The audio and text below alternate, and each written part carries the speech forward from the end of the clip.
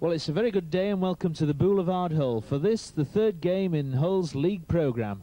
It's sure to be an exciting tussle because the visitors are world champions Widnes.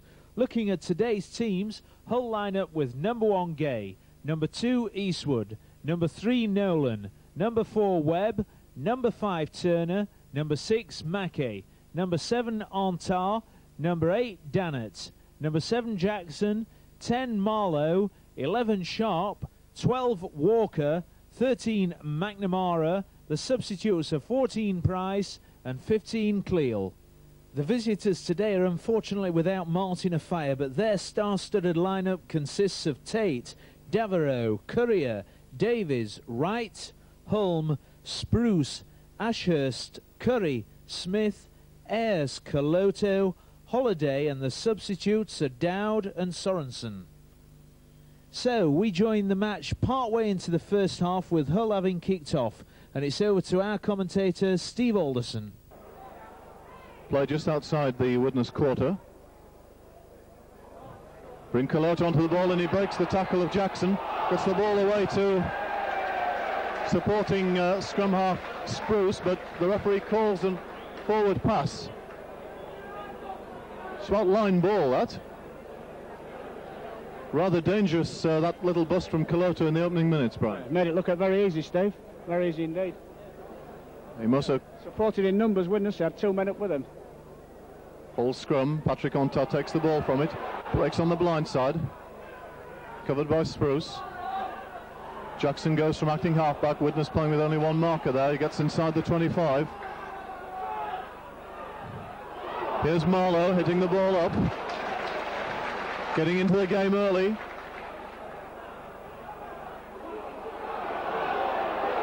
This time it's Dannett who gets to the 25. Plays the ball to himself and makes a few yards forward. Tackled by Coloto, and Hull in an excellent position here. They move it to the left. Mackey, a kick through. But the ball fairly easily regathered by Widnes.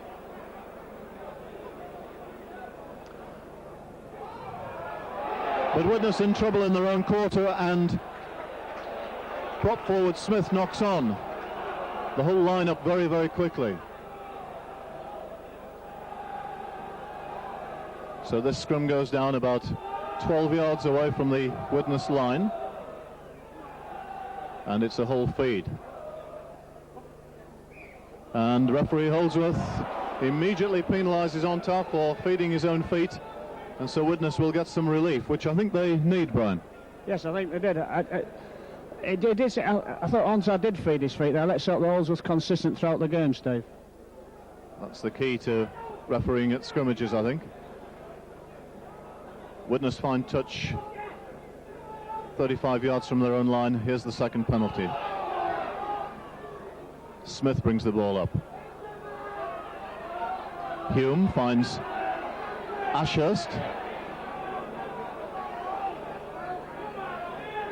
This time it's Ayres. Just inside the Hull half. McCurry gets the ball away nicely too. And Hull come up with possession. The ball coughed up by Coloto. Lee Jackson. Patrick Onta brings John Sharp on his inside, but he's collared by Koloto.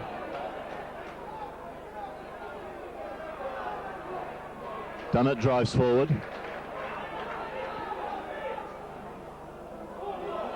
Mackie. Ross Walker.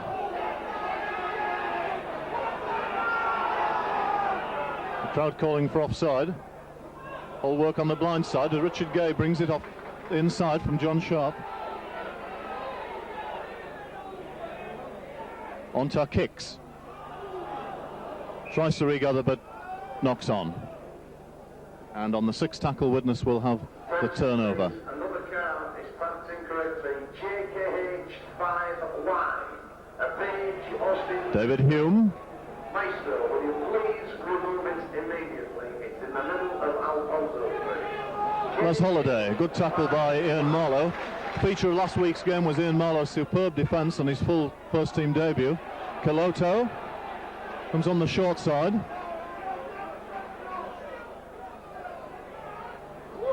Ball comes back to Smith, but he's well tackled by John Sharp, and Marlowe in there again. Holiday will kick. Kicks past Eastwood. And Richard Gay takes the ball just inside his own quarter. Makes about 10 yards running it out. And here's Marlowe. And the referee immediately awards a penalty against Smith.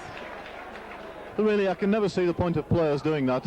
Widnes have just for the first time got into the whole half, and immediately they're going to be pegged back inside their own half from the resulting penalty for a bit of silly juvenile niggle.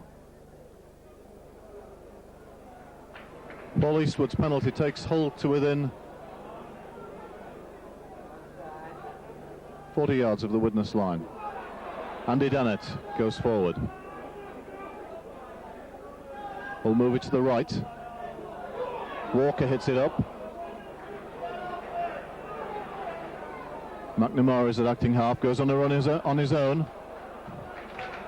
Hull seem to be exploiting a bit of rather slack marker play by Widnes at the moment, Brian. Yes, they do. Moving it wide well now. Got a little bit of room. Well, Brad Webb tackled just outside the Widnes quarter. Sharp comes across field, makes a quarter line. Lee Jackson breaks from acting half-back again, but on the sixth tackle, the penalty, the turnover is conceded, and then it's compounded into a penalty by Jackson kicking the ball away.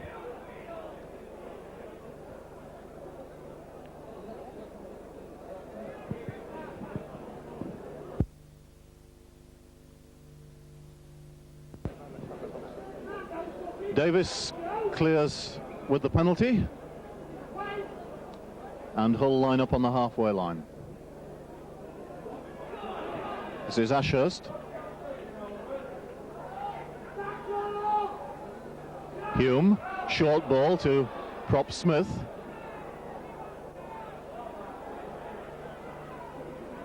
Hume again at first receiver, this time brings Holiday, who moves back towards the ruck.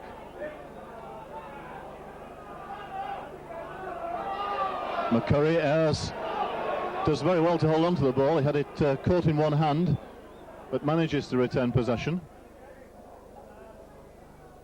Holiday kicks. Richard Gay takes it cleanly. Paul Eastwood, a bit of room on the wing, but a good tackle by Darren Wright. Not playing in the centre today, playing on the left wing for Widnes. John Sharp on the short side. He gets the ball away beautifully to Onta. Hull now 6 or 7 yards inside the Widnes half. Greg Mackey takes the ball himself, gets it away to Marlowe, supporting well. Gets the ball away to Webb, but not able to take it, and Courier takes the ball. This is where Widnes are dangerous. Very promising approach play by Hull, and good support, Brian. yeah, exciting passage of play. Onta backed up very well. John Sharp got his ball away under a lot of pressure. Nice bit of play. Pity we couldn't keep it going there, Steve. Koloto is tackled on his own quarter line. Les Holiday.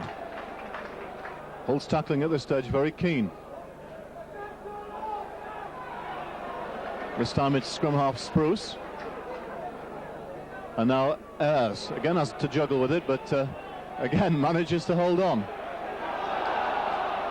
But he's lost the ball in the tackle this time. As he hit the ground, I think John Sharp was clinging hold of him, and so Hull will come up with another scrum here on the Widnes quarter line.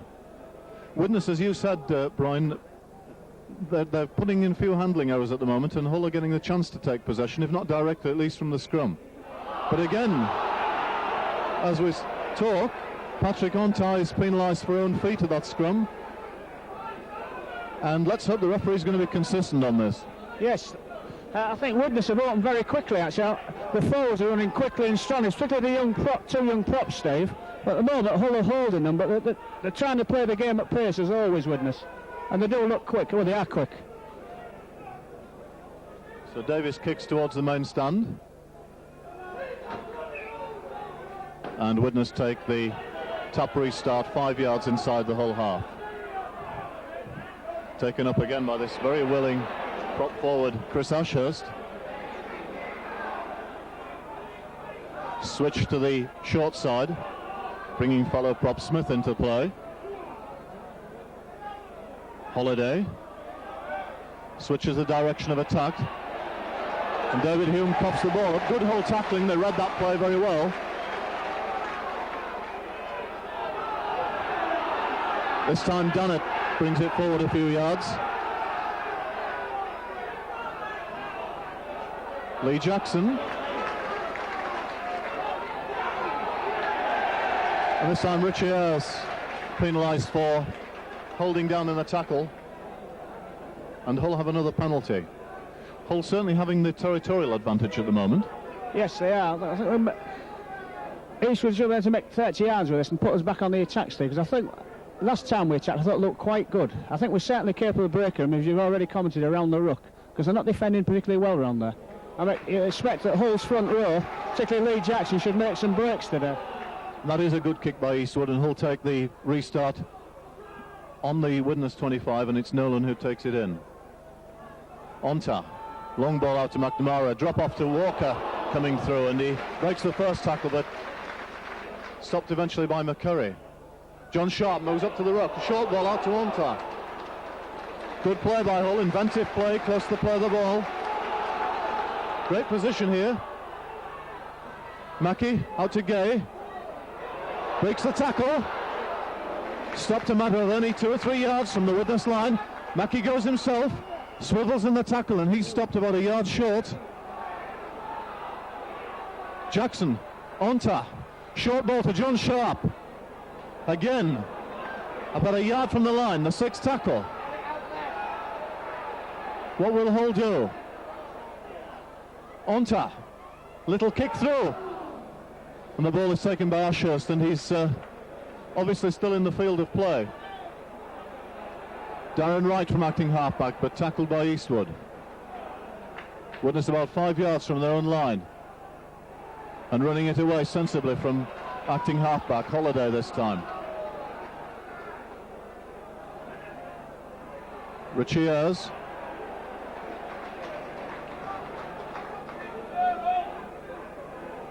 Caloto this time. Very good tackle by Jackson, making up for his blemish early in the game. Davis is deep for the kick, but Hull have been... No, Widnes have been penalised that they play the ball for... Right? Well, obviously the outside players are anticipating the kick ahead, and they've moved up in front of the 5 yards. I mean, the rule applies to the attacking side as much as it does to the defending side, Steve. Do you think those players had moved up before the ball was played? Is that why he's given the penalty? They'd have been okay if they'd moved up after the ball had been played. So he gives Paul Eastwood a chance to put points on the board for Hull. We've been playing 13 minutes in the game, and Eastwood has a fairly easy chance. Just to the left of the Widnes posts. And looking round the ground, we seem to have a tremendous crowd in now. Both ends fairly well filled. I know Hull directors were hoping for 8,000 plus today, and it looks as if they might be pretty close to getting that, maybe over that.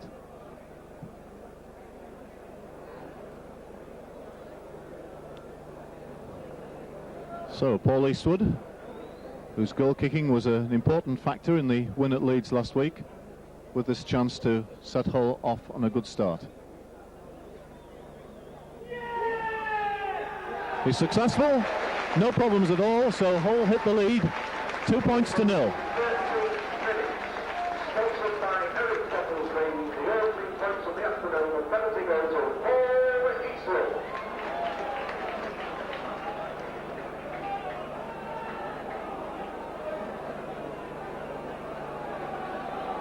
I think Hull are obviously glad today that Martin Offiah is out of the Widnes side. He's a player that's caused us a lot of problems over the years, but they've still got so much pace in this back line if they can get into positions to put Hull under pressure. Davis kicks off, Onta takes the ball, and it's Russ Walker's turn to run it back up. He bounces off the tackle. Prop Judbert Nolan running across the field, loses yards there. Ian Marlowe brings it up.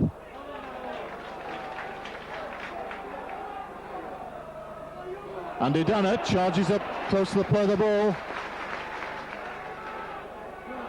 John Sharp juggles with it but manages to take it. Eastwood to kick.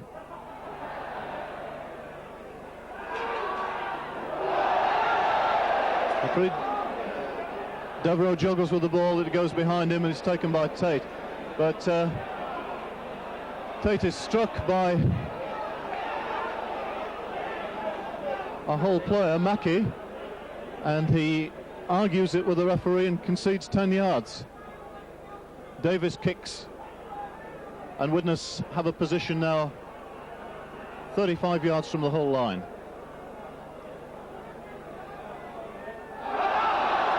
And a little bit of an experience there. McCurry, in taking that tap penalty, knocks on, and he too, youthful as he is, argues the point, and he concedes the penalty. I think the referee was spot on there, really. I don't see anything to argue about, probably just frustrated at his own error.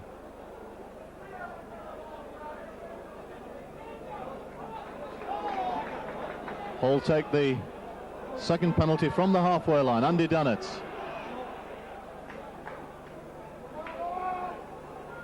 Onta. Marlowe breaks through the first tackle.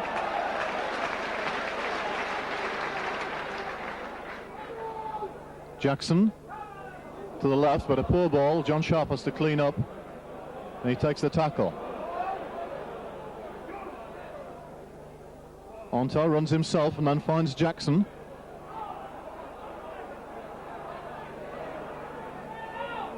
Hull move it to the right. Mackie kicks through. There's a good chase on here. McNamara, but Darren Wright takes the ball and is immediately tackled. So Widnes 5 metres or so from their own line. Alan Tate.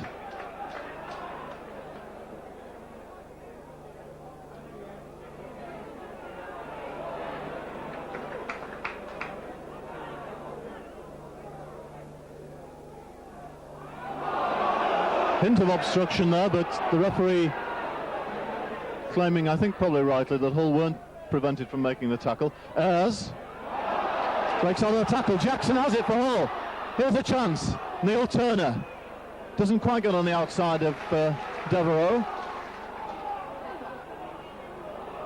Another bad ball from Lee Jackson, uncharacteristic from acting halfback.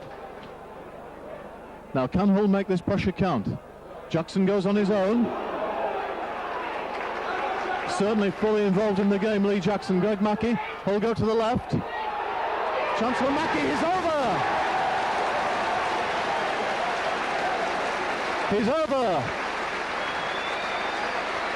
And a try very similar to the one that Greg Mackie scored at Leeds last week, running close to the line and taking men on himself and making it, Brian. Good try. Yeah, just like the carbon copy one at Leeds. Threatened to run diagonally and drop people off and kept going himself and scored. Good bit of pressure by Hull. Twice Lee Jackson featured there. You commented on his poor passing from the acting half, and he certainly did, Steve, but then he set the try with an excellent run. And as we said earlier, they do look a little bit vulnerable around the ruck, Widnes. Perhaps because they've got such a young front row, I don't know. Having said that, I'm quite impressed the way that both the Widnes props are running. They're both extremely quick and are breaking tackles. So, Hull have made the ideal start. 20 minutes gone in the game. And a 6-point lead with Paul Eastwood's conversion kick to come.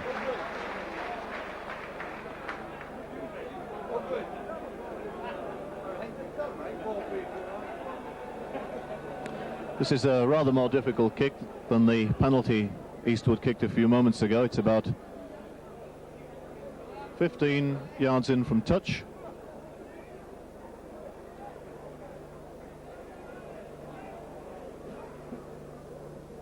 And he mishits that completely. So Hull have the 6-0 lead. But we've seen very little of Widnes in Hull's half so far, Brian. No, and this is where we've got to play the game. We've got to be in Widnes' 25 as much as we can. I mean, I suppose that's an obvious thing to say in any rugby match, it's the same, but it's particularly true with Widnes. We've really got to put them under pressure in their 25. They don't look half as confident when they've got the ball down there. And they have, as Brian Smith said in his pre-match comments, found it difficult to take the ball away from their own quarter. Russ Walker again brings it up. Runs straight at right. His tackle just short of the quarter line. Dannett takes quite a high shot there from Hocker McCurry. Ian Marlowe drives in with the shoulder and pushes men away. McNamara ducks under a tackle by Holiday. Hull 10 yards short of halfway. Mackie kicks past wingman Devereux up to Tate. The Hull chasers are there in number. They've got to tackle him there, and they do very well. Tate tackle just outside his own quarter. Devereux from acting halfback beats the marker defence. Makes a few more yards forward. This time it's Holiday.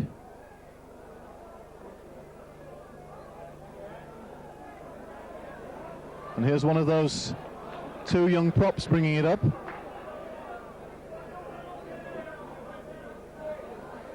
Davis for the kick. And it bounces well for him and into touch just inside the Hull quarter. But Hull have possession at this scrum. Mr. Holdsworth using hand signals to Patrick Ontar to try and make sure he feeds it straight. Hull win the ball. Here's Neil Turner making good yards forward. Timed his run very well then. Plays the ball to himself and makes a further 7 or 8 yards, and Widnes markers really way out of position there. Mackie as Hull move it to the left. Walker runs into Coloto, who's a formidable figure.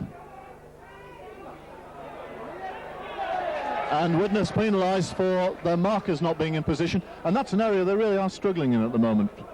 Marlowe.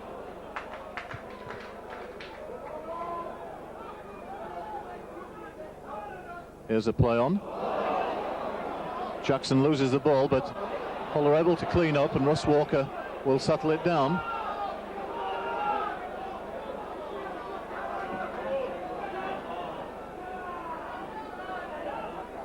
Ontar shows the ball and goes on his own, but the Widnes defence don't take that.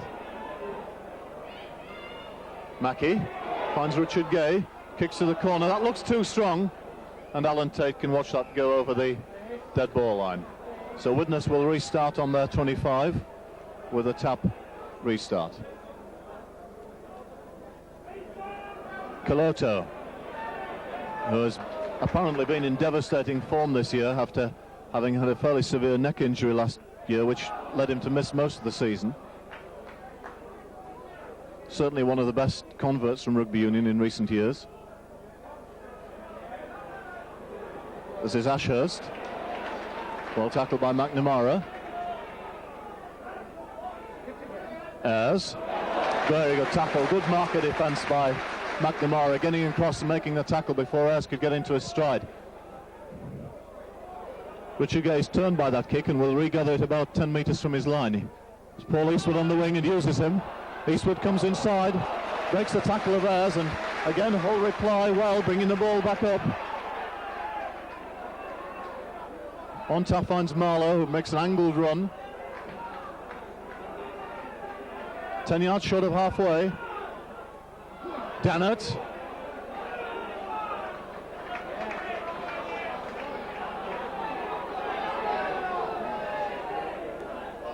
Jackson again exploits shaky defence. Needs support on his outside. Marlowe. Onta. He'll move it quickly to the left. Richard Gay brings Rob Nolan inside, it breaks the first tackle, breaks the second tackle, and still going.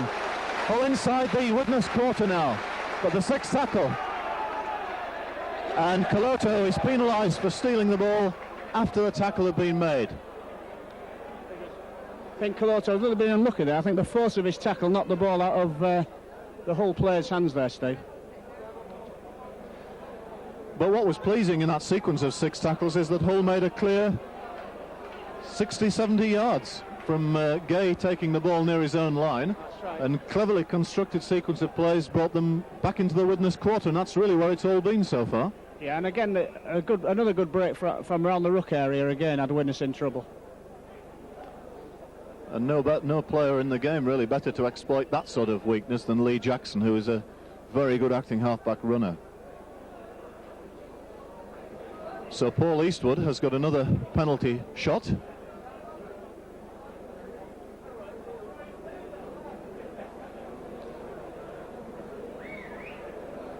Rob Nolan has just received some attention. He was injured in that tackle. And Hull are warming up substitute Richard Price, but I think Nolan's okay. And Noel Cleal is also warming up. Now, in the last 2 games, Hull have used Noel Cleal. They've had to use him due to injuries to McNamara in those games, and he's come on early in the game, about this phase in fact, and gone on to dominate. We're all wondering here at what point Brian Smith will use him today. I don't think it's a question of if, it'll be when.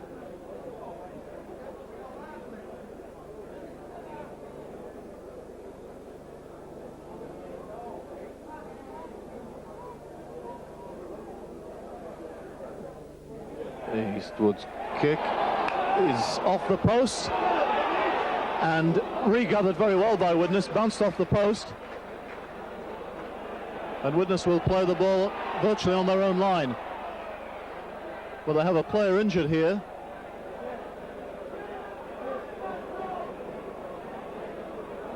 Looked to be injured in the tackle as he took the ball.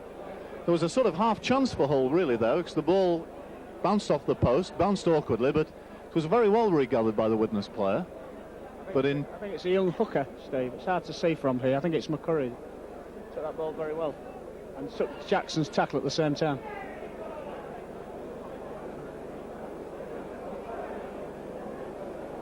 So the score remains Hull 6, Widnes 0, and we've been playing 25 minutes of the game. It is in fact young hooker McCurry. He plays the ball to the other youngster in the side, Stuart Spruce, the scrum half. Widnes driving it away from acting halfback, but not going very far. The referee making sure Hull are onside here. Here's Smith.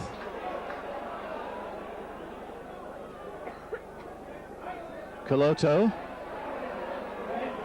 taking 3 or 4 men to stop him.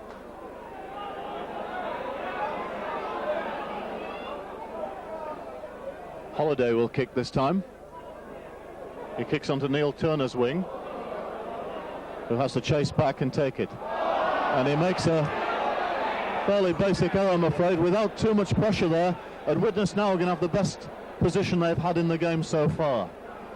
Brian, an unforced error. Yeah, a real blob by Turner then. put us under a lot of pressure in our quarter. After Widnes again finding it hard to break from their 25. So Widnes have the feed at this scrum, and it's just on the Hull quarter. They win it, but a very good tackle by Ontar, and young Spruce snuffs out the danger straight away from the scrum. Holiday is at acting half-back. They move it to the left, and Courier has to take the tackle of Brad Webb, assisted by Lee Jackson. Again, Widnes come to the short side. Holiday.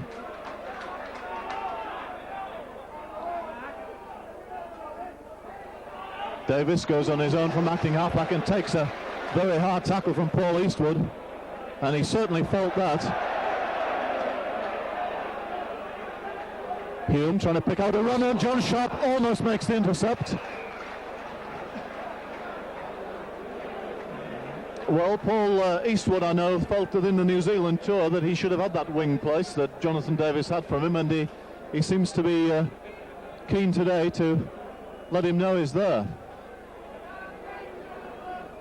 Widnes have the scrum again, and this time the referee penalises Spruce for feeding his own feet, and Hull will have the penalty.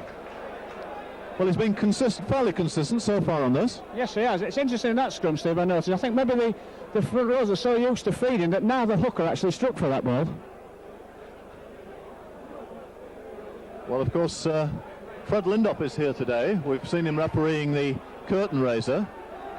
In fact, not only refereeing, but taking part in it at times.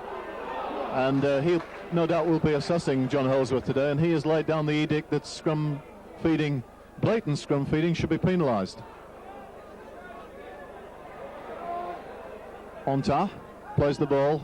Sharp. Russ Walker not on the charge that time, wasn't really expecting that one. But Hull have got the position again. They come to the right. Sharp, a long ball out to Eastwood. Has to check and go inside. Bounces out of Davis. Tackle, but bottled up by Wright.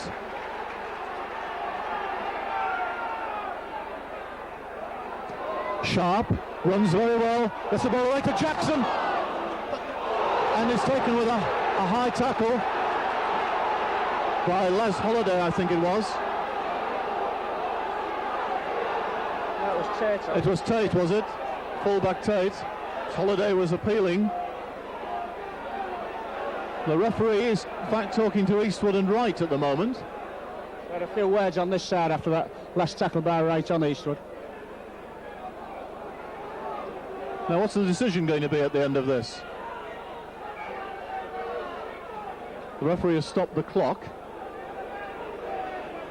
Lee Jackson has been attended to. It was he who was running through and took the high shot. And it's going to be a scrum.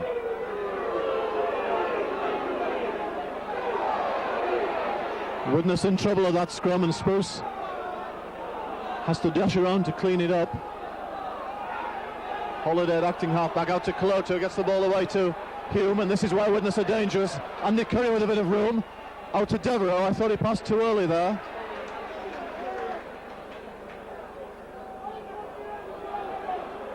Widnes moving it quickly across Coloto, but very well tackled by Ross Walker and Lee Jackson over the top to finish him off.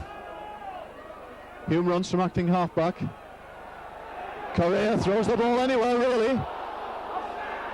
And the ball goes back. Widnes have possession again, but it's a sixth tackle. And the ball is kicked straight into touch from the play of the ball. No, did it bounce in play first?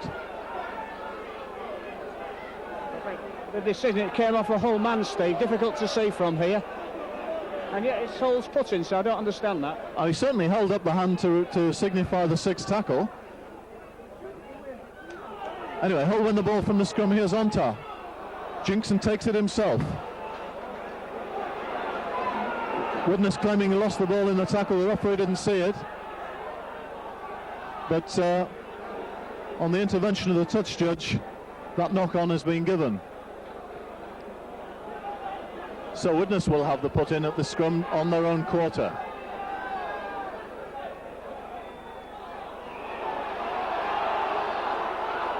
And this time McNamara is penalised at the scrum for breaking early, but really Hull had a good push on there, and Widnes were being pushed off the ball.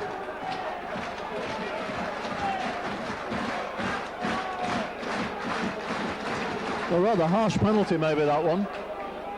Anyway, Davis kicks towards the new stand, and Hull line up on the halfway line. Prop forward Ashurst brings it up. He makes the halfway line.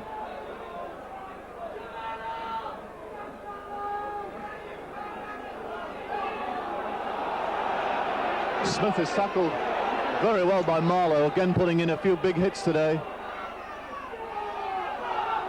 Here's a play bringing Ayres into it, but in fact they lost 6 or 7 yards on that.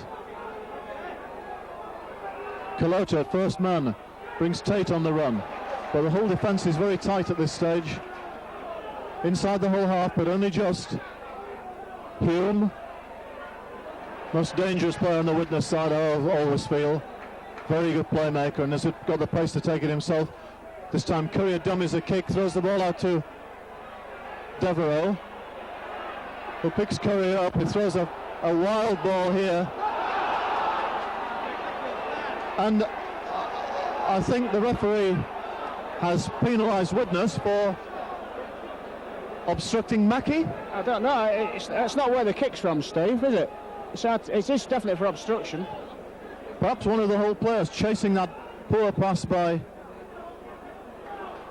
centre Courier there were obstructed. Anyway, the result of it is that Hull have a penalty just outside the Widnes quarter. Now, can they score again? Dannett takes it into the quarter, and the Widnes forwards didn't come up there with the same momentum. Marlowe is taken with a shoulder charge by Smith. Jackson works the short side. John Sharp there, running well today close to the ruck. And I would have thought that's play on because Widnes tore the ball out.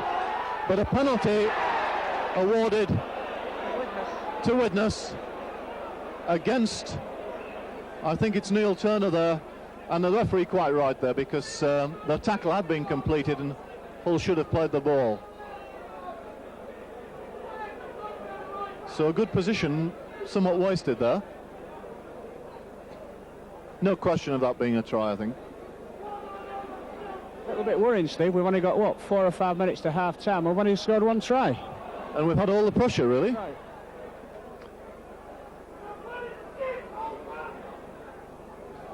Widnes come to their left. And here's a clean break made by that very good prop Smith, but a very good tackle by Ontar, who goes through at the ruck trying to spoil things. David Hume didn't play last week. I wonder if he's 100% fit.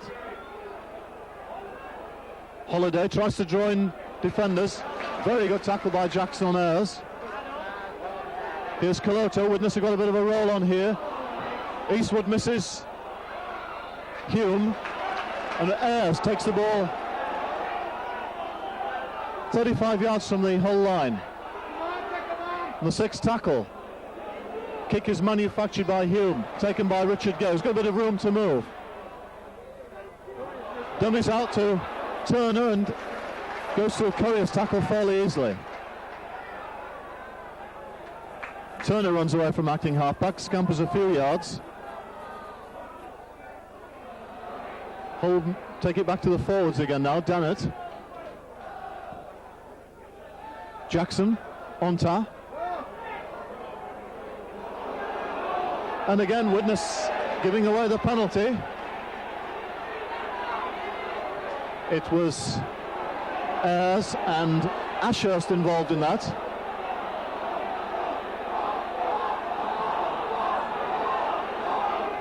And Hull received the penalty. Widnes, in fact, today, are the side giving away the silly penalty. Yes, it was a silly penalty. I thought Ontar was a bit unfortunate. There was nobody running for him there, Steve. Just had to take the ball himself. So Hull take the restart on the halfway line. Marlowe brings it up. Noel Cleal is again warming up on the touchline.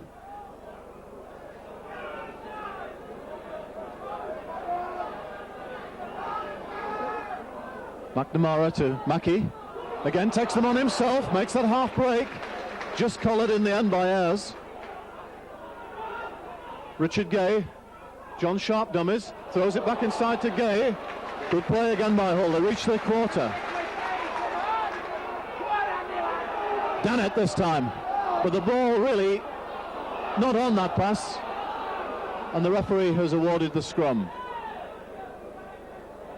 Did Widnes knock on that, Brian, as well, because it went to their hand? I thought he might have played advantage. Yes, I thought he might have. Didn't. I think Richard Ayres had an excellent game for Widnes in this half. He's in all over the place, Steve.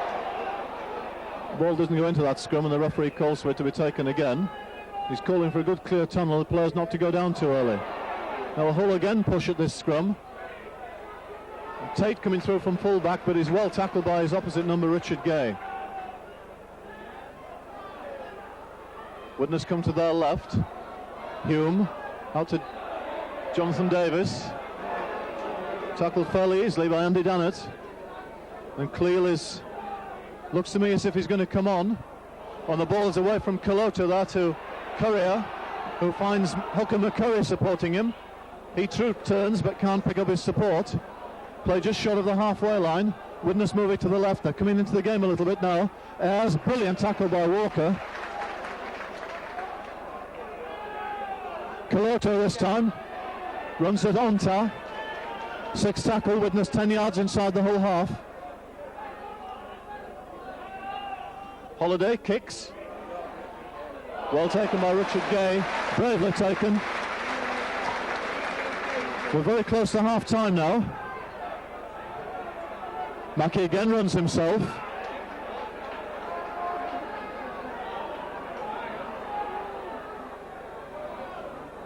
John Sharp makes the break. Steps lovely. Beautiful play by Sharp. The ball, the pass a little bit untidy going back, but Hull still have it. Jackson. Brad Webb with a chance now. Makes the halfway line. Onta to Sharp again. Finds Dannett. Dannett has made the break. Onta's with him. John Sharp in support. Onta has to wait for support. Finds Paul Eastwood. Eastwood's running hard. Eastwood kicks through. Eastwood scores. A fine try. Just at half time. Brilliant try by Paul Eastwood.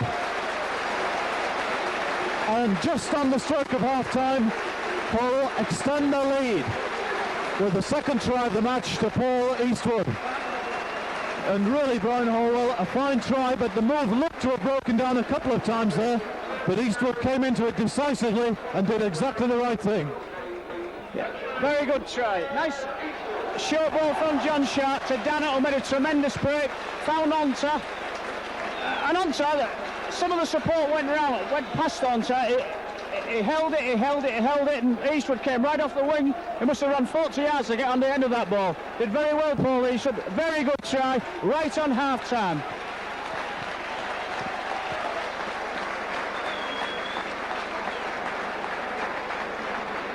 And I think we've got to say, trying to be as objective as possible, and Hull deserve that lead.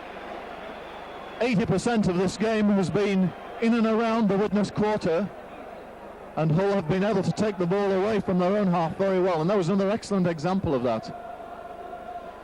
I've been very impressed with John Sharp today.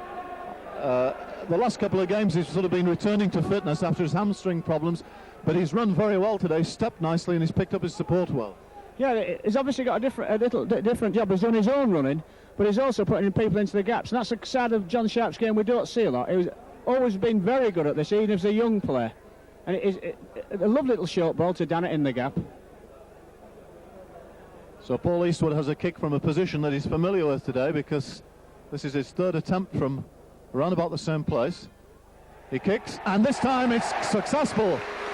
And there is the hooter for half-time, so what better way for Hull to end the half than with 6 points.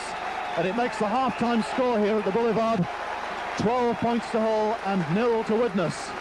And Hull have made their intentions plain. They've taken their game to Widnes from the very first moment of it, and they really have played very, very well. They've had the bulk of the pressure. They've combined well. They've exploited marker defence weaknesses by Widnes. And really, it's been a very powerful display. I think we were a little bit worried just before half-time that 6 points wasn't enough. Didn't reflect Hull's dominance of the game. But that try just on half-time has been an enormous fillip to them and should put them in great spirit for the second half. Now, Brian Hallwell, I'm going to ask you to sum up the first half. And there's plenty to talk about, isn't there? Hull had most territorial advantage. I think we played a pretty tight game. We have made mistakes, as you would expect, but overall I think we've controlled the ball quite well. Not as many silly penalties as last week, and in fact I think Widnes have given more penalties away through indiscipline and odd technical offences. It was important that we scored. We've had at least 80-90% of the game for one try, which just isn't enough against a side of Widnes' class. So that last try, very spectacular, very good try, was important. Yes, it looked as if just before half-time that the bench were at least considering bringing on Cleo for Onta. I wonder what might have happened there. Perhaps moving McNamara to stand off and Mackie into scrum half? Yeah, that was probably what they would have done. But it came to nothing. Unfortunately, of course, they didn't take Onta off, and he was absolutely played a crucial role in the try that Hull did score. Very, very cool piece of play by Onta. I think a lot of other players would have just passed the ball, kicked or ran themselves, but he waited for his support. And Eastwood just came in the nick of time and ran into the gap, kicked ahead and made the try. So there we are, a very exciting first half. A fine lead for Hull, 12 points to 0 at half-time, but we know the recuperative powers of Widnes and how quickly they can come into the game. So Hull have still got a lot of work to do, but it's been a very good first 40 minutes. So a reminder of the half-time score, Hull 12, Widnes 0. We'll be back shortly.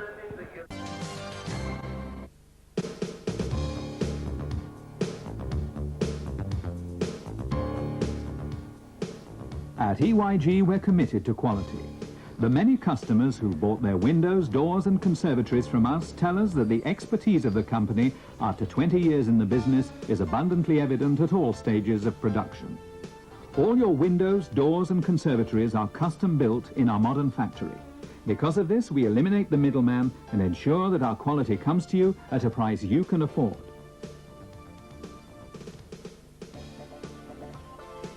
And speaking of quality, take a look at the way we make your Slenderline UPVC windows and doors. At EYG, all joints are heat welded, not for us the glued and screwed methods of some manufacturers.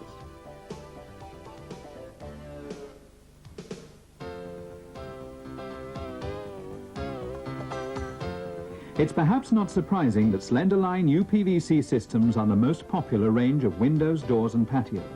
High insulation coupled with freedom from maintenance are the two major factors which add to the growing number of satisfied customers. A unique multi-chamber design gives extremely low conductivity and high insulation value. Most sections are reinforced for strength with a galvanized steel insert.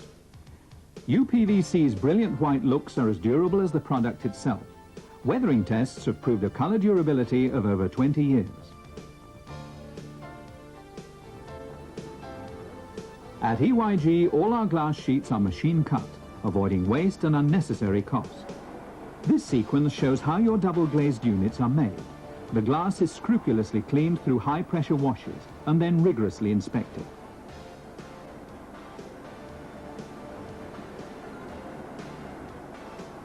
Our 20mm spacer bar is placed on the glass. Another pane then follows to complete the unit.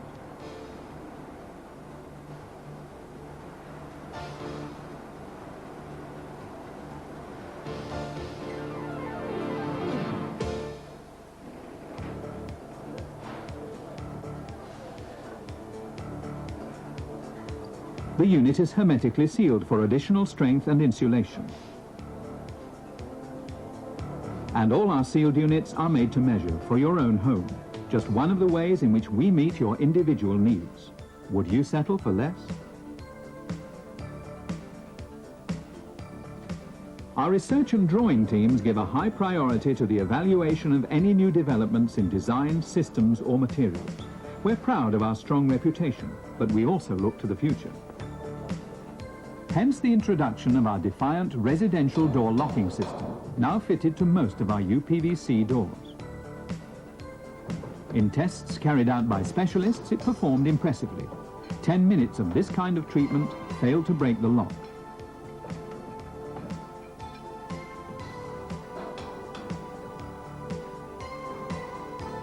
Moreover, after the attempt, the door still functioned normally.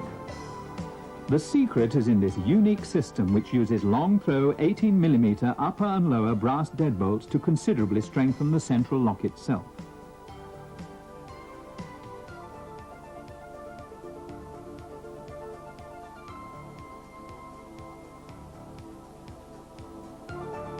The result, remarkable security. Would you settle for less?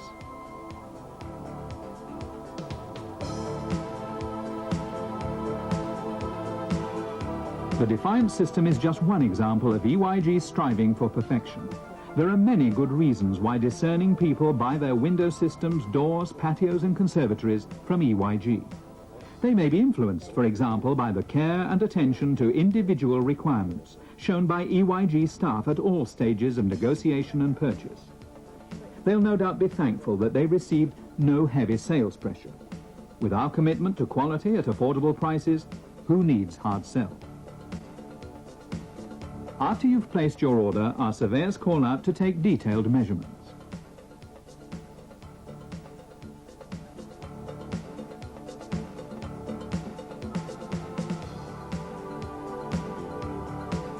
We're now going to look at the step-by-step construction of an EYG Victorian conservatory.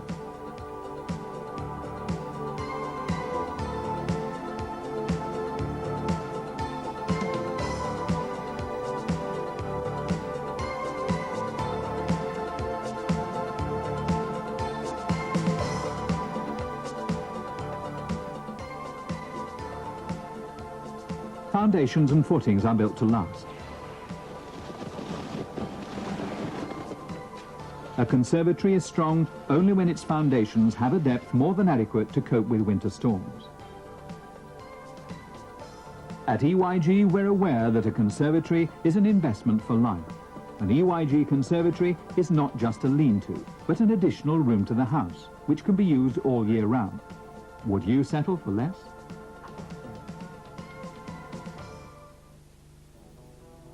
Where brickwork is required, it's carried out by experienced professionals.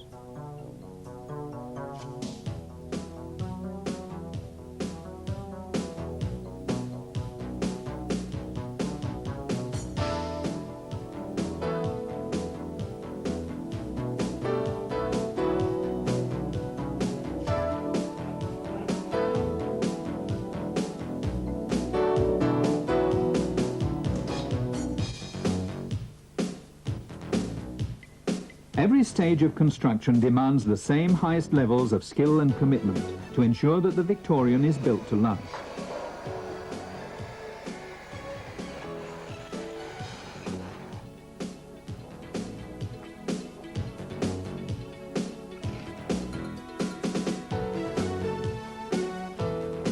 "20 years of experience lie behind our ability to work quickly, efficiently, and with a minimum of fuss.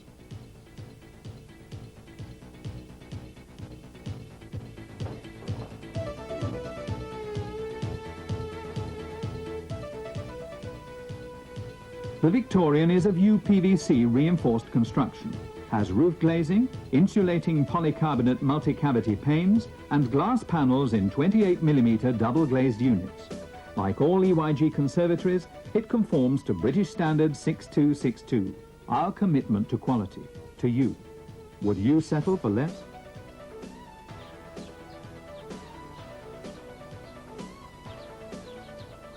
Other EYG conservatories are the Regency, with elegant carved detailing on its main window units,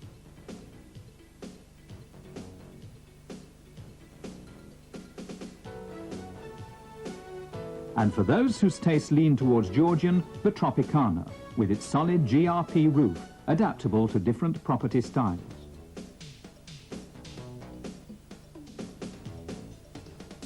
EYG conservatories are designed to suit individual tastes. Whether your choice is for a conservatory to blend in with a large residence or a small family home, whatever the size or style, EYG conservatories are enjoyed by all the family. The growing band of customers who've congratulated us on our conservatories are complemented by those who appreciate the same high standards of EYG double glazing.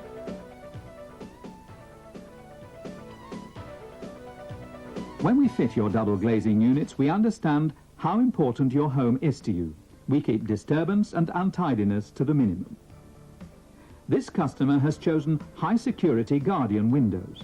These differ from ordinary systems in that, put simply, the windows are glazed from the inside. The problem is that however secure the locks on double-glazed units, with most frames actually removing the glass panels is not too difficult. The EYG Guardian system beats the burglar by using glazing bead applied from the interior of the house during installation. The bead can't be reached or removed from the outside, and neither can the glass panels. Would you settle for less? In addition to UPVC systems, EYG provide windows and doors in aluminium or in hardwood. Like UPVC, aluminium requires very little maintenance. The EYG style harmonizes with all kinds of property. But if you're one of those people no less discerning who swear by the satisfying richness and texture of natural wood, we're sure you'll be won over by EYG's impressive range of top-quality hardwood windows. Each unit is manufactured from specifically selected kiln-dried hardwood, each unit treated to ensure the longest possible life. Would you settle for less? As you might expect, the same high standards of elegance and security are applied to our commercial windows and doors. Here too, EYG bring a wealth of experience in meeting your individual needs. So let's recap on the benefits you'll receive by choosing EYG. Firstly, security. There's the comfort of knowing that the protection of your home or premises is our top priority. The Defiant door locking system and our Guardian windows are clear evidence of this. Secondly, as members of the Glass and Glazing Federation, our strong commitment to quality and security extends throughout the range of our work, from the heat welding of our UPVC window joints and our internally glazed window systems to our meticulous surveying and our firm, solid foundations. All our work is enhanced by the use of top-quality materials in the hands of the highest skilled craftsmen. We give a 10-year warranty backed by 20 years in the business. And of course, because we, the manufacturers, sell direct to you, our prices are always competitive. Finally, let's not forget by how much EYG systems enhance your property. EYG systems are designed to make homes look more attractive, and because they can be tailored to your individual needs, they blend remarkably well in a wide variety of locations. At EYG, we meet our clients' needs to the highest possible standards of style, specification and security. Can you afford to... Here for the start of the second half. Both sides on the field and substitutions have been made. Noel Cleal is on for... We're trying to look around and see. Is it for Onta? That change they were thinking about making. I can't see Patrick Onta on the field. In fact, he is coming out as substitute, so Cleal on for Onta, and for Widnes we have Kurt Sorensen, I think, has come onto the field for Smith. So here's that clash that I know Brian Holwell has been savouring, the clash of the big men. Kurt Sorensen for Widnes and Noel Cleal for Hull. John Sharp. Tackled by Holiday. Dannett brings the ball away.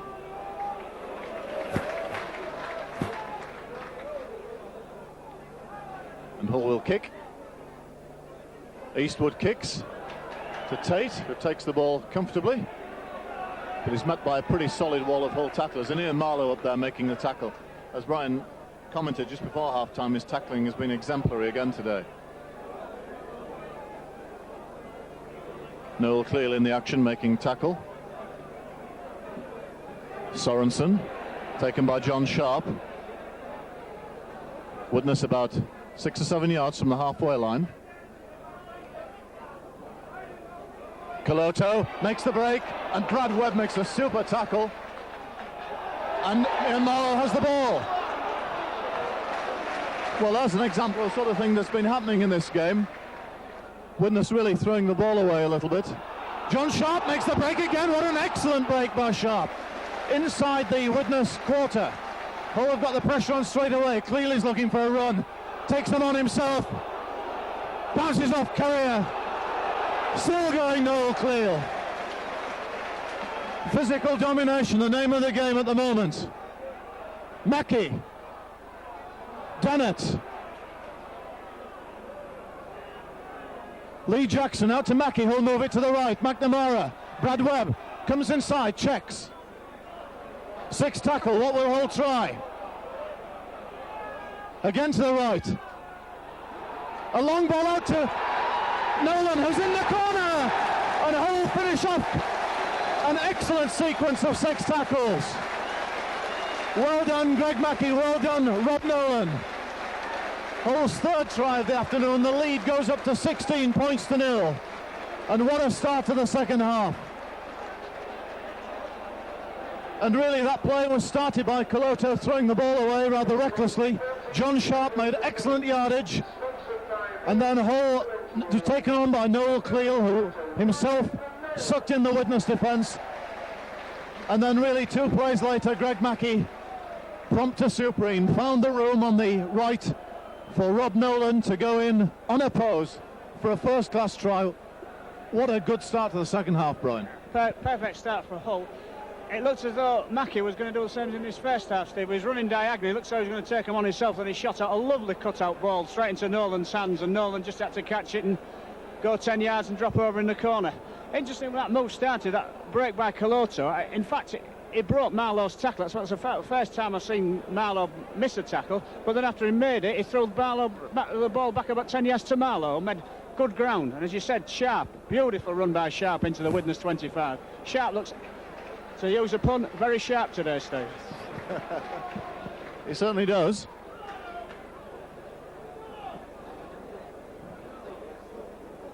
So Paul Eastwood has his most difficult kick of the afternoon.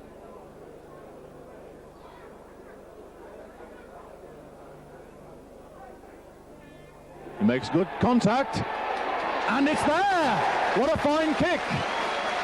So Hull have an 18-point lead. Paul Eastwood, a good pressure kick. And at 18-0, Hull have control of the game at this stage. The important thing now is that they don't allow Widnes back into it in the next few moments. Mackey takes the ball from the kickoff, finds McNamara, who makes the quarter line. Dennett.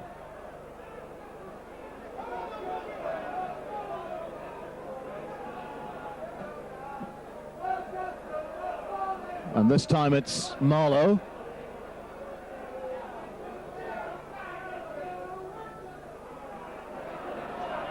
Dennett again, twice he's been involved in this sequence. And Eastwood back for the downtown kick. Straight to Tate. But again, that whole chase is well organised, and they all line up 10 yards away from Tate, and Jackson makes the tackle. Devereaux in off his wing to take the ball up, makes a few yards. Widnes about 6 or 7 yards short of the halfway line. Here's Ashurst. Inside the whole half. Holiday at first receiver. Hume. Short ball to Ayres, but that move was well spotted by Sharp and Marlowe. Widnes trying to work the blind side. Holiday puts Coloto into space, but Courier has to take what is a difficult pass, and all he can manage to do is knock on. But a little bit of danger then again there on this side with Coloto causing the damage. Yeah, twice he's made a half break, and fortunately for Hull, neither time has his pass gone to hand, but it does look dangerous wide out. We've been playing 5 minutes of the second half. And Mackey now playing at scrum half. Brings Turner into play, and Hull are on the halfway line again. A good quick play of the ball, and Jackson has room. Well tackled by Spruce. Dennett this time, and Hull really going forward all the time. Widnes looked to be short to me on Hull's right. McNamara Walker trying to get the ball away, fumbles, and it's cleaned up by Richie Ayres. Sorensen at acting halfback finds the young scrum half Spruce.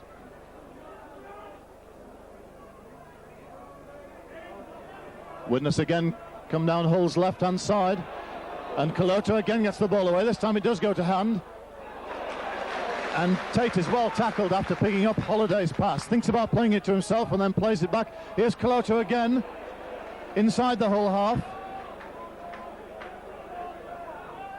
Widnes move it to the left. It's a short ball, and I think Brad Webb has possession. Again, Widnes spilling the ball in a promising position.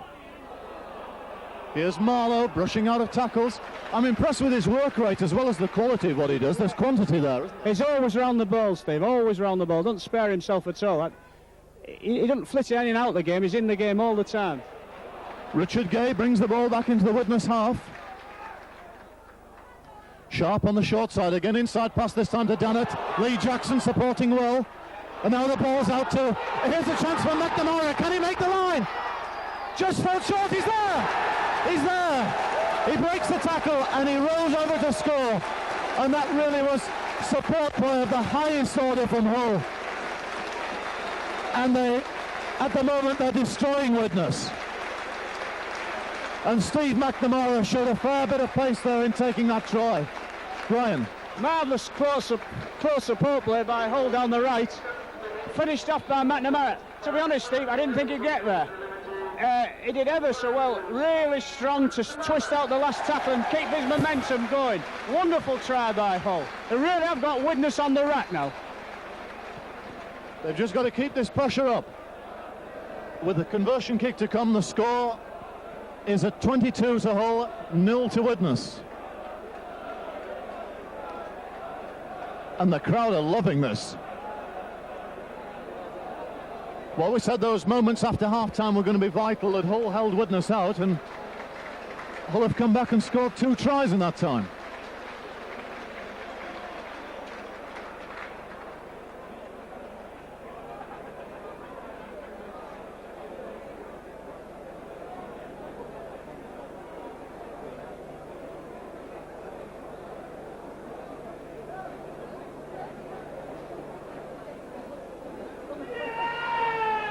Eastwood's kick is successful. His 4th success of the afternoon, and Hull go up to 24 points to 0. Now Widnes making the changes again. They're bringing on Barry Dowd for young Stuart Spruce, and it's going to be Smith returning for McCurry, the hooker. So 9 minutes into the second half, the 49th minute, Widnes make a double substitution. And they must be wondering what's hit them in the second half. Now can Hull keep it up? 24 to 0. Mackie takes the ball from the kickoff. Ross Walker runs it up. And again he makes the 25. And a feature of the play in this second half is that Hull have been going forward every play of the ball. Widnes this time take the ball. The ball is ripped from Marlowe's grasp by Barry Dowd. Hume, Sorensen takes it up. On the Hull quarter line. This time it's Ashurst.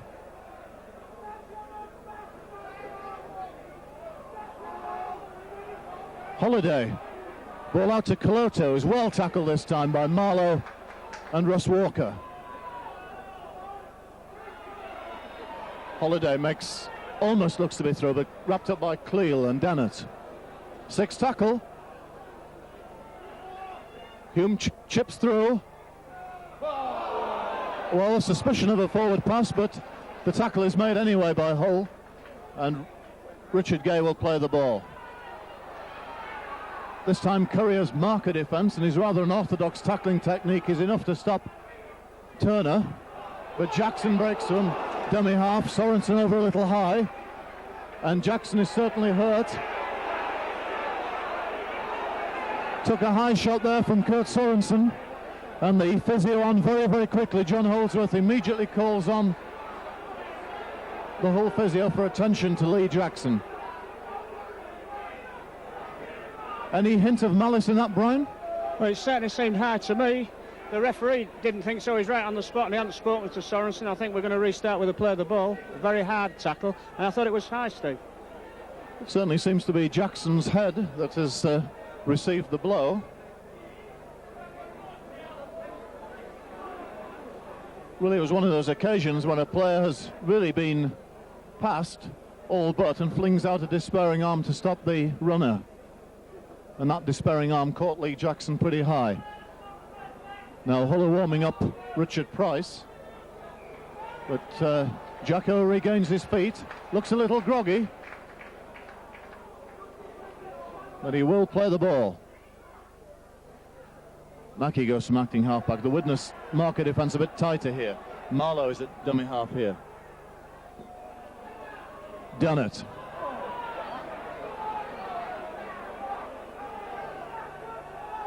Sharp. Good run by John Sharp again. 6 tackle though. Mackey kicks from dummy half. Makes Tate have to go back. Now the Hull chasers are up. And really Alan Tate nowhere to go there. Tackle just outside his own quarter. The only option really on from Widnes here is to run from acting halfback, which is what Wright does. But he makes only a matter of a couple of yards.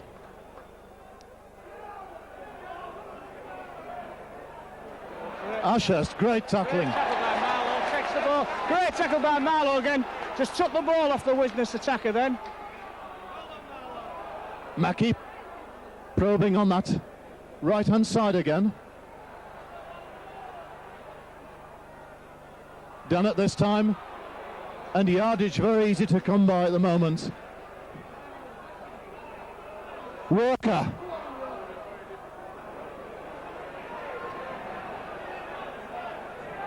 Mackey calling the shot. Again goes himself. No clear. 10 yards away from the Widnes line and the 6th tackle.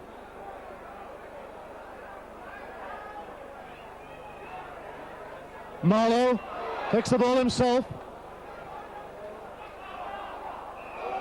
And I think, yes, the referee has to give the 6th tackle there because Marlowe threw the ball away on the 6th tackle. In fact, he might have been penalised even. Ayres. But Widnes struggling to bring the ball away from their own quarter.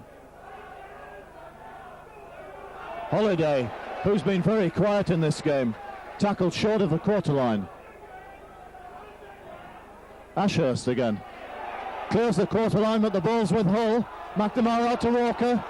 Walker straightens up, looks for support on his inside. None's there, but here's another great position for Hull. And he too, now, Russ Walker is the injured player. The Widnes man also down. Caloto came in second man in the tackle there, Steve. It's hard to see what happened, but the both men appear to be hurt.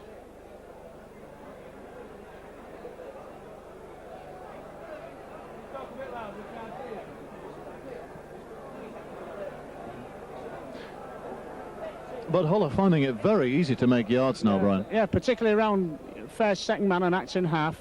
There's no marker defence Widnes at all. Good to see Russ Walker back on his feet. He's holding his head. I think play will restart with him playing the ball. Dunnett now. Going forward. Mackey.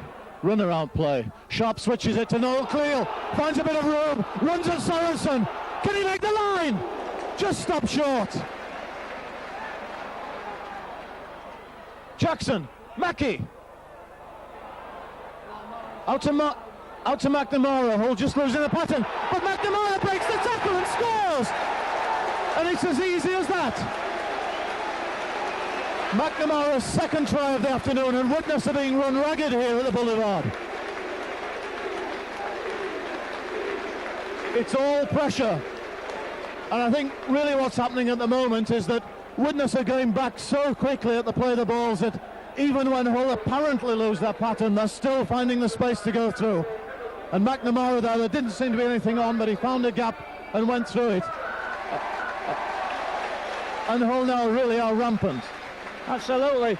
We seem to run out of options and ideas, and after that great run by Cleo, just stopped short.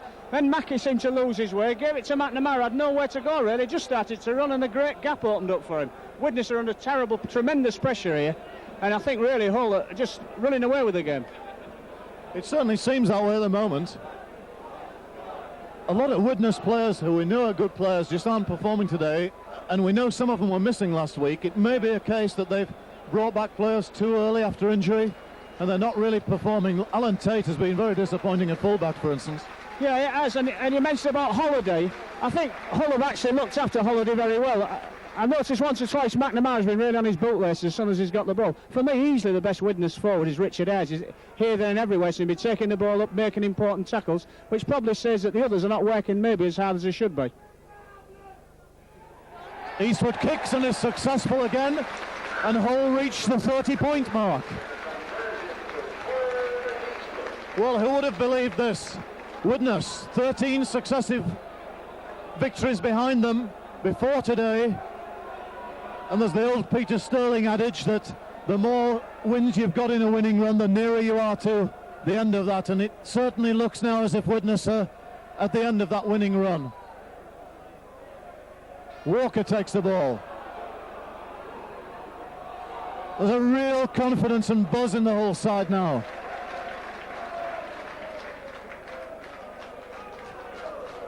Eastwood in on the action. And here's that rugby union convert Ian Marlowe again. Sharp.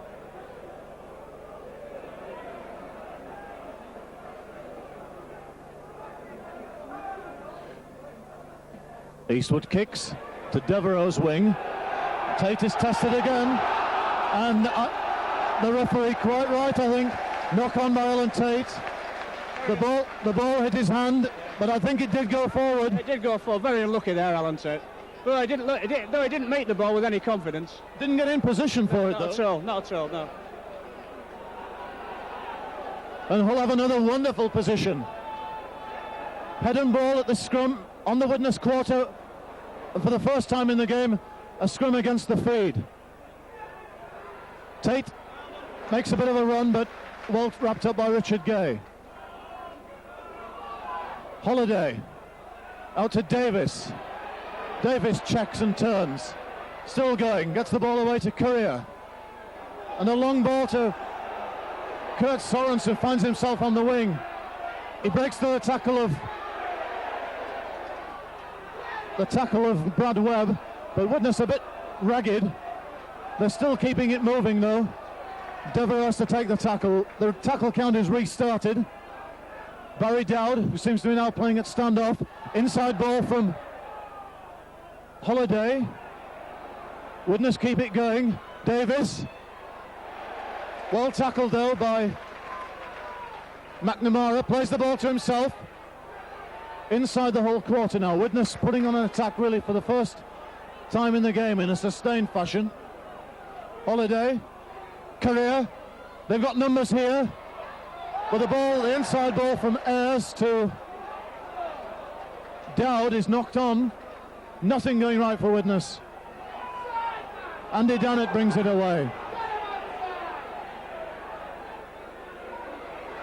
We've had 20 minutes of the second half.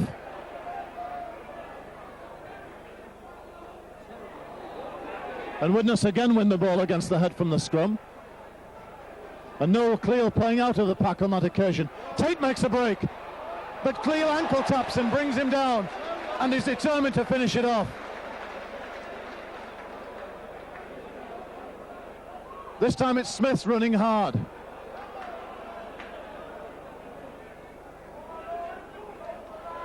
Bad ball, well picked up by Dowd, but Ayres tackled short of the halfway line. And Sorensen having a bit of a nightmare at the moment, knocking on at the play of the ball. Now Hull have lost the last 2 scrums against the head. Yeah, got John Sharp hooking now. I'm not quite sure how experienced John Sharp is. Well, they've got that one. Richard Price playing at standoff from that scrum.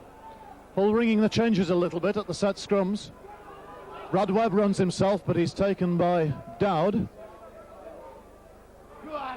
Dannett this time. Making good yardage. Hull going forward again, getting the roll on. McNamara from dummy half, tackled. Mackey goes a few yards forward. 6 tackle, Hull 35 yards from the witness line. Sharp chips over the top. Wright takes it, but is immediately tackled by 3 Hull players. Davis runs from acting halfback. A tackle count restarted.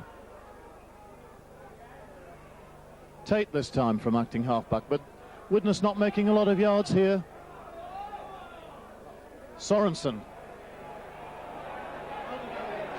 wrapped up by a very, very keen Hull defence. And this time the referee penalises Andy Dannett for holding down at the play of the ball, and Widnes have a penalty. Well, Hull have stopped the try-scoring flood, but Widnes have not really come into the game too much. No, they haven't, but they're spreading the ball. The last 2 attacks, they're really spreading the ball, and I think it's only a matter of time, actually, before they start to catch the passes, Steve.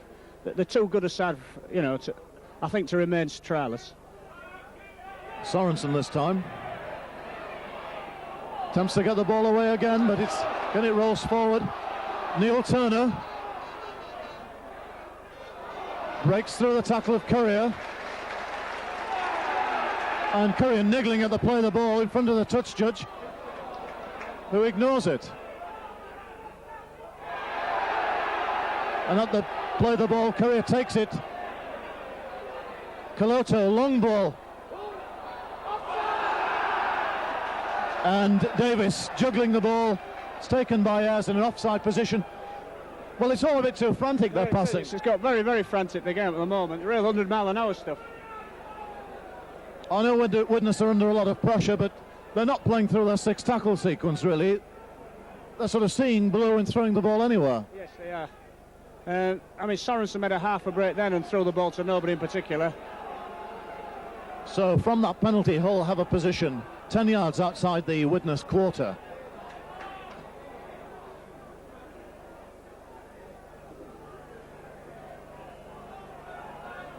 John Sharp will restart play. Marlowe brings it up.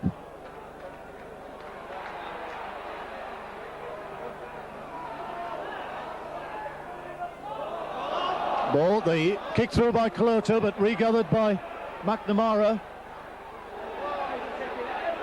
But no, Cleo goes away from acting halfback.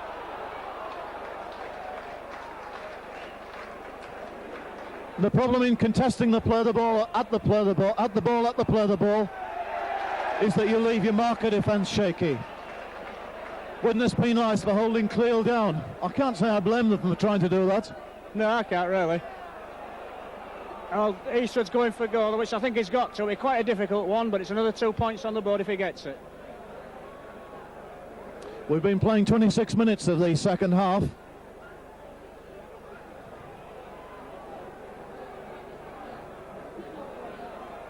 And what a start to the league campaign this is proving to be for Hull. If we cast our minds back to last season, assuming that we do win today, in these 3 corresponding fixtures last year, that's St Helens home, Leeds away, Widnes at home, they were all defeats. And it looks as if this year they're going to be 3 wins. I think it's a tougher first division overall this year, Brian. But what a start the Hull side are making. It's an absolute dream start because we played so well today. You know, the St Helens and Leeds game, we could be criticised, I think, for not playing our 6 tackles and occasionally losing our pattern and missing important tackles. But we can't really say that today, Steve.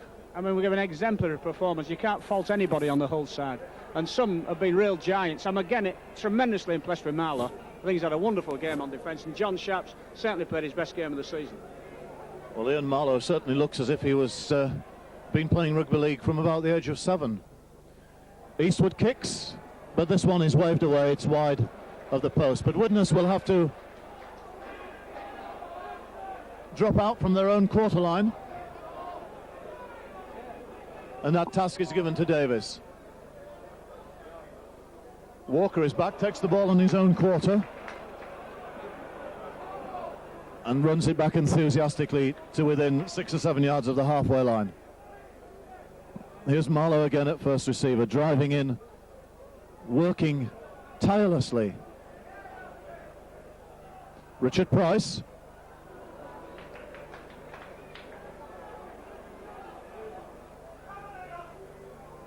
McNamara brings Cleal into action. Well, the Widnes defence read it that time.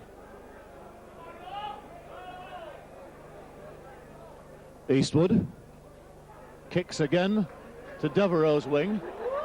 Devereux takes the ball well, actually, and comes away from his own line, but he's tackled about 12 yards away from it by the Hull chasers. It's great chase. Wonderful for someone like Andy Dennett. We've been playing nearly 70 minutes, and he gets up to be first man for the tackle, Steve. The Hull players playing with lots of enthusiasm. Devereux comes from acting halfback, but Widnes still short of their own quarter. Hume this time. Nothing really on, but out to Courier's wing. And Courier is going to be dragged into touch. And really Widnes' pattern has gone. Absolutely. I mean, there's nothing on there, Courier. It was just a pass of desperation there. And really their halfbacks haven't come into the game, have they? That's where a lot of your organisation comes from. And David Hume, I think, has been the least ineffective I've seen from him in many years. I think you commented earlier on about maybe people are coming back too early from injury, because Hume really hasn't sparkled at all, and the young lad Spruce was very disappointing while he was on. And in contrast, Greg Mackey has had another excellent game for Hull, and Ontar while he was on, quite effective. Brad Webb stops the first man, a good tackle by Alan Tate. McNamara, I think he twisted his leg in that tackle. He certainly looks to be in pain. Plays it gingerly. Sharp, short ball to Dennett. The ball goes away to Price, but he drops it, and Widnes regain possession. Coloto on the short side. And again, Widnes moving it wide. 2 good long passes, but Tate has to check and come back inside. And he's bottled up inside his own quarter by Ian Marlow again. Dowd, Sorensen, Courier, not running with any great purpose or enthusiasm there. All he can do is hold the ball. Holiday, another disappointment today. And obstruction awarded against Widnes. And Hull have the penalty just outside the Widnes quarter. Now I suspect Eastwood might well go for goal again. He is indeed. This is a straight kick about 28 yards from the Widnes posts.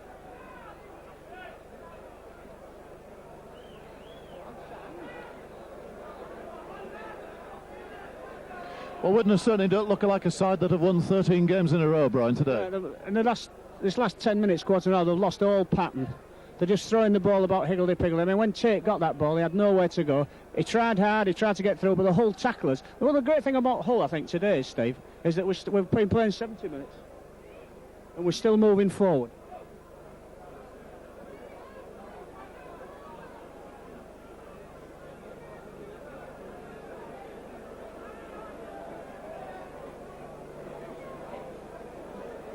So Paul Eastwood with this chance to stretch Hull's lead to 32 points.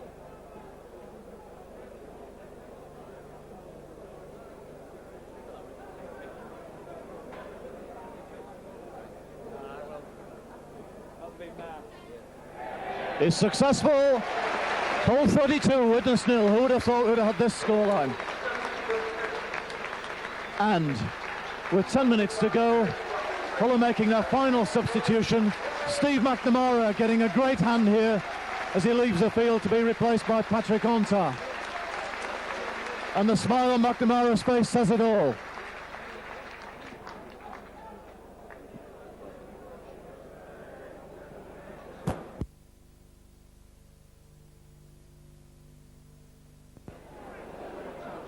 Davis restarts again.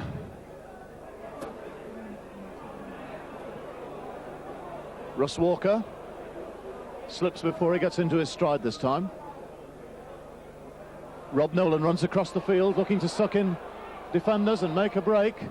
Almost does it. Cleal.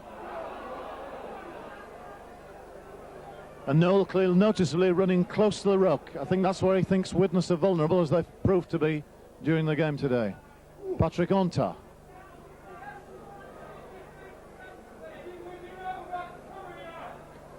Dannett for once not taking the ball on the run. The ball comes back to Eastwood for the kick. Taken cleanly by Tate this time, who has a chance to, with a bit of room to move. But he really isn't running with any great assurance, and he doesn't look 100% fit to me. Play on the halfway line. Coloto takes the ball well above his head. Brushes off the first tackle. Certainly has looked the best of Widnes' rugby union players today. Brian, would you agree? Yeah, well, he's looked the one that's always going to make the break. And what I think about Coloto, he's always aggressive. A good run by Sorensen. And here's David Hume, but brilliantly tackled by Neil Turner. Now can Hull keep Widnes out? Holiday. The ball well picked up by Dowd. And out here to Devereux, who's got room on his wing. And he's tackled short of the line, but only just. Now Widnes have a chance. Ayres. Sorensen takes it himself, gets it away to Coloto. They must score, surely. But he's tackled brilliantly by the Hull defence. Fifth tackle, can Hull keep them out?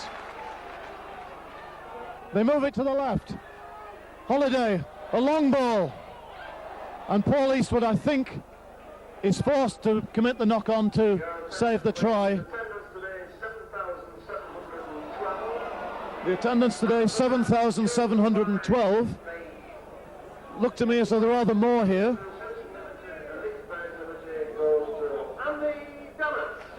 And the match sponsors today have awarded Andy Dannett the Man of the Match award. Widnes, meanwhile, have got a great chance. Here's a try for Tate, I think. A try to Alan Tate. Widnes winning the ball from the scrum. And Tate crossing after quick hands across the line. But really at this stage, with a matter of only 6 or 7 minutes to go, it's little more than a consolation effort.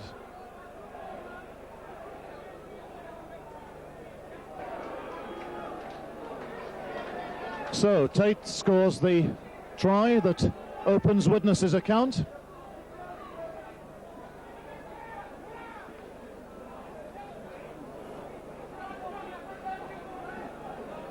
And Jonathan Davis it is who will have the kick at goal, which he strikes very confidently. So the score is now Hull 32 and Widnes 6.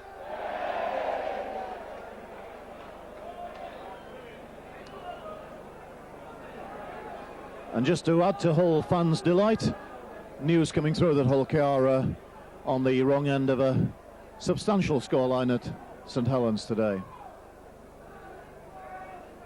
Mackie kicks off. Taken by Barry Dowd. And here's Wright in off his wing. Reaches the quarter line. Coloto again.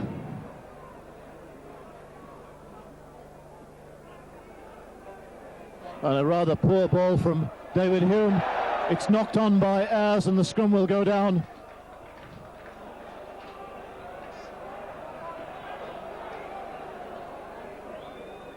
So Hull have a good position in the latter stages of the game here. Can they add another try to their total?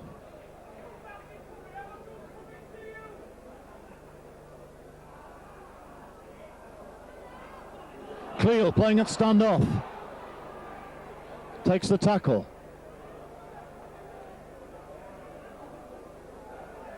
Richard Gay. And this time Marlowe takes the ball up from Ontar's pass. Sharp to Dunnett, who runs back close to the ruck. Hull have got a good position. John Sharp goes on his own from dummy half. Hull are playing to their left here. I think they're going to switch it quickly to the right. That's the idea, I'm sure. Ontar. There's lots of runners here. Nolan's away. Lovely inside ball to Gate. Can he ground it? Well, we have to say that's a tremendous tackle by Alan Tate. Richard Gay looked to score, all on a scorer. Kick through by Ontar. And the ball goes dead, and it's a dropout under the post to Widnes. But what a tackle by Alan Tate. Yeah, wonderful tackle by Alan Tate. Gay was all on a scorer then. And Hull finishing the game as they started it. Nolan, who's looked very purposeful in the centre today, scored a good try and fine hand in that last bit of play. Richard Price checks and tries to find room close to the play of the ball. Sharp goes on his own. Almost gets the chance to get the ball away. Ontar. Dunnett charges up close to the ruck, but the ball, in fact, rather fortunately for Widnes, comes back to them with another bad ball thrown out. Sorensen cleans up and finds Courier, but his pass to Devereux is spilled, and really nothing going right for Widnes. No, that was just far too hurried passing there, Steve. Clearly they had to move it to the right, but they had no control over the ball at all. And they look a little dispirited now.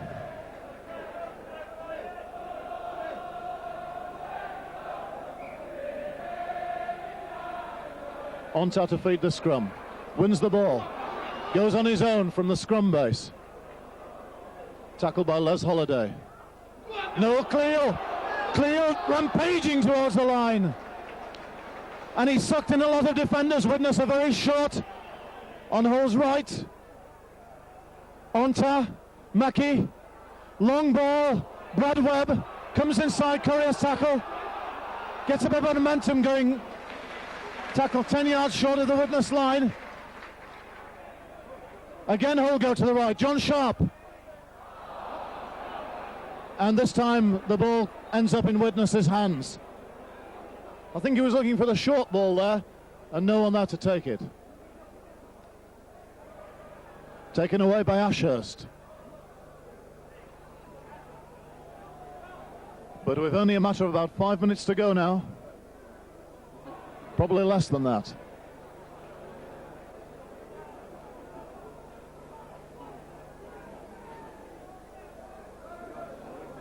Here's the young Pop Smith. In fact, there is time, and it's a famous win for Hull.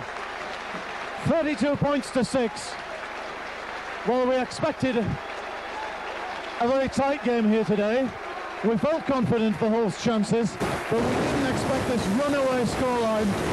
And a victory for Hull, which really has been a flogging for Widnes today. It's been Hull from start to finish. Just a consolation try from Alan Tate near the end of the game to prevent a nil scoreline. But really, it's been Hull's day here today. And whatever the results, the rest of them today, Hull will tonight be top of the Stones Bitter First Division Championship. And we've got to say they deserve it. Brian Horwell, a very strong all-round performance. We can't really find fault, can we? No, not at all. You said in your preview about Brian Smith has said the team were fired up for this one. Well, they certainly were. But not only were they fired up, they were also very purposeful. Everybody's skills stood up to the test. We were a team without a weakness. I thought, obviously, the lead came from the front row. Dannett quite deservedly got the man of the match, but I think it could have gone to other people as well. That was a mark of the way the whole pack played. The front row was excellent. Before he went on, Jackson found great gaps around acting half, and Marlowe really is a revelation. He's got a real problem, Brian Smith, where to play with Marlowe. Harrison's due to come back next week, but Marlowe's got to play. Who do you leave out? Impossible to say. Sharp had a very, very good game, I thought. I thought his handling was as good as I've seen for a long time. McNamara was quiet in the first half on attack, then came on late on and snatched those 2 late tries. A really good all-round performance, very, very encouraging. And let's hope it's a mark for the rest of the season and Hull can go on from this. When we got the fixture list, we saw the first 5 fixtures. I think a lot of Hull supporters would have thought that we would have done well to win 2. Well, we played 3 and we've won 3. And I think Rochdale away, then Wigan at home. It really would be good if we can back at the Boulevard in a fortnight's time and say it's played 5-1-5. Well, the team taking a well-deserved lap of honour and receiving a rapturous reception from the crowd here.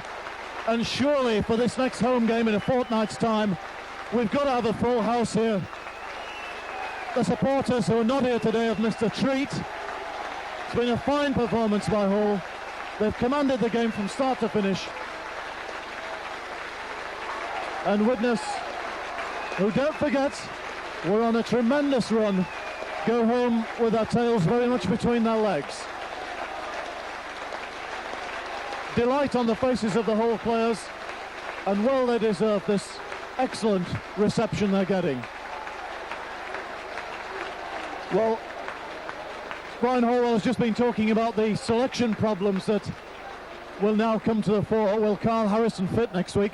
But it's nice for Hull to have the problem of who to leave out. All right, much better than the other way, thinking who to bring in. Yeah, that's a great position to be in. And for us to have any chance of finish up at winning the Stones Championship, clearly we'll have to have a very strong panel of players. I think we're really building that up, Steve.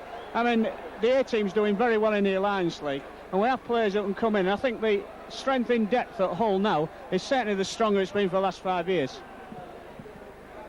I remember speaking to Brian Smith over the summer, who said that if Hull got off to a good start in this league campaign, he felt they could go on to win it. Do you think we've got the resources to do that? Well, it's, you know, we have won our first 3 games, and you can't do more than that. I mean, we're not out of September yet, Steve. I think it'll be we'll really be counting our chickens with, you know, 3rd game of the season in September if we think we're going to win the championship. But certainly we've got a chance. We're up there among the big clubs now, so we must have a chance. And in the previous 2 seasons, when Hull finished 4th and 6th, they've had to come back from very poor starts and gather their confidence after a haltering, hesitant start. Now this time we've got the good start. The confidence should be there. Yeah, I think the confidence is there. But it's like any winning run, you've got to keep it going. And I'm sure Brian Smith and the players won't get carried away by this. It'll all be down to bring them down to earth for the game against Rochdale. One, I suppose, they'll think it'll be relatively easy, but of course won't. And it's about turning out this kind of performance every week.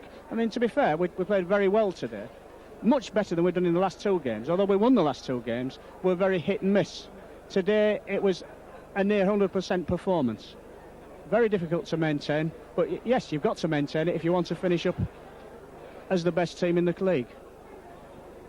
Well, it's a very tough first division this year, but Hull have made a superb start. The show moves on to Rochdale next week, and that's on the soccer ground, Spotland. And Rochdale have had a disappointing start to their first division campaign, but I still think they'll be a tough side to beat. So, with the Boulevard, an emptying Boulevard now, but Hull supporters going home in great heart, with a reminder of the final score here today of Hull 32, Widnes 6. It's goodbye from Steve Olsen and Brian Horwell. Goodbye from the Boulevard.